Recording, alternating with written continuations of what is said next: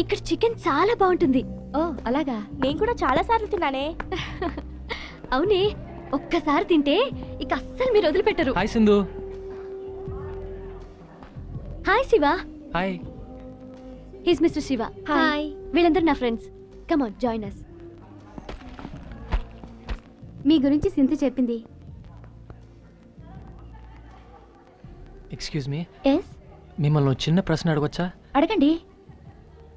అమ్మాయిల గురించి మన కవులు పువ్వులతోనూ సీతాకోక చిలుకలతోనూ వర్ణిస్తారు కదా, దాని గురించి మీ అభిప్రాయం ఏంటి?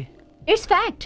ఆడవాళ్ళు ఎంతో మృదుమధురమైన వాళ్ళు, వాళ్ళని అలా వర్ణించడం కరెక్టే కదా.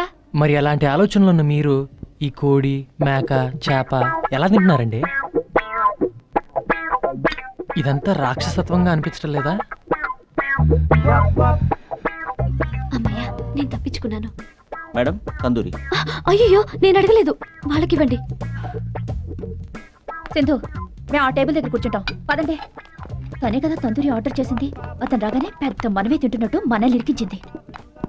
ఏంటి శివ ఇలా చేసావు? నా మనసుకు తోచింది చెప్పాను. ఇప్పుడు నీతో ముఖ్యమైన విషయం మాట్లాడటానికి వచ్చాను. వారం రోజుల నుంచి నీకోసం వలవేసి వెతుకుతున్నాను తెలుసా? అలాగా? ఎందుకు? You know I have a lot of girl friends. ఆహా. బట్ ఎవరి దగ్గర ఇంత ఫీల్ కాలేదు. ఐ మీన్ ఎప్పుడు ఎక్కువ మూవ్ కాలేదు. నిన్ను పెళ్లి చేసుకోవాలని ఆశపడుతున్నాను. నువ్వేమంటావు? హలో. హే,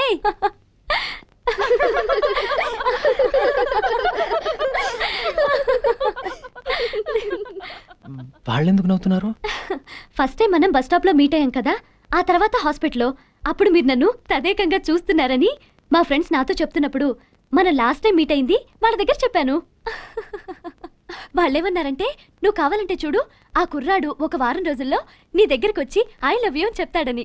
కానీ నేను నమ్మలేదు. అయితే వాళ్ళు చెప్పింది ఇప్పుడు కరెక్ట్ అనిపిస్తోంది. Stop this. కొంచెం ఆపుతారా?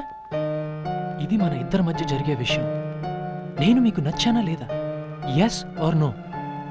అంతేగాని ఇలా చేయి చూపించడం, కాలు చూపించడం, ఇలాంటి బిజినెస్ నా దగ్గర పెట్టుకోవద్దు.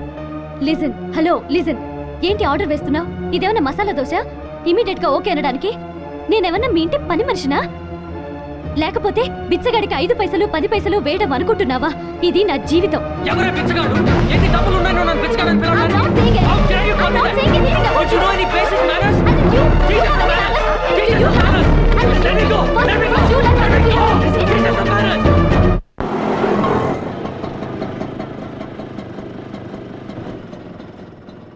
సింధు, మీ ఆంటీ వచ్చింది.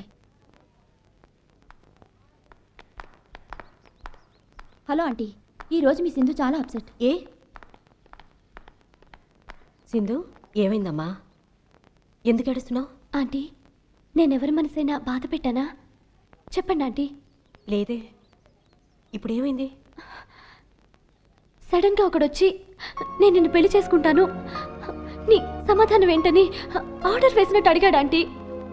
నేనేం చెప్పగలను? మీరే చెప్పండి.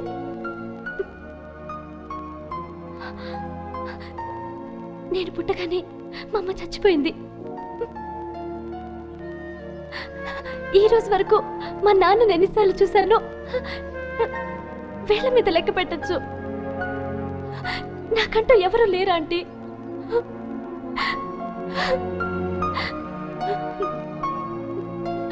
అలా ఉన్న నేను కాబోయే భర్త కోసం ఎన్ని కలలు కంటున్నానో మీకు తెలుసా?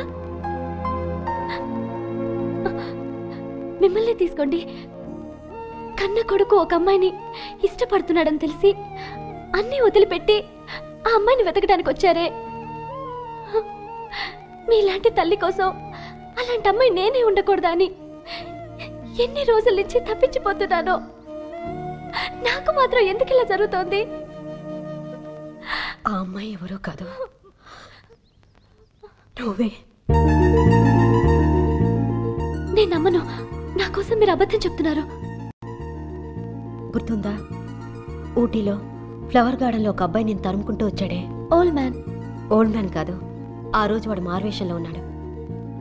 నిన్ను కనిపెట్టడానికి నేను ఎంత కష్టపడ్డానో తెలుసా? మా పనివాడు చూశాడు కాబట్టి మంచిదైంది. మా అబ్బాయిని పెళ్లి చేసుకుంటావా? రేపు వాడిని తీసుకొస్తాను. చూసి నీ సమాధానం చెప్పు. ఎందుకంటే చూడటం త్వరగా మాకు పెళ్లి చేసేయండి.